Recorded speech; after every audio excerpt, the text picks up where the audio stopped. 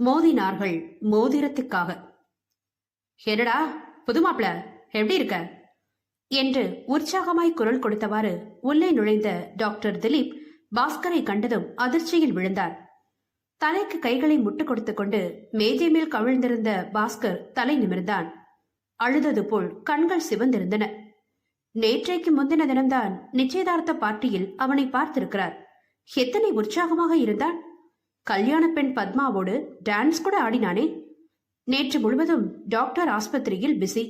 இன்று பாஸ்கரின் திடீர் டெலிபோன் அழைப்பிற்கிணங்கி வந்திருக்கிறார். என்னாச்சு பாஸ்கர், ஏன் இப்படி இருக்க என்று பதறியவாறு கேட்டார். அவன் என்னத்து சொல்லுமா, நாங்க சொல்றோம் என்றவாறு உள்ளே நுழைந்தார்கள் பாஸ்கரின் உறவினர்கள்.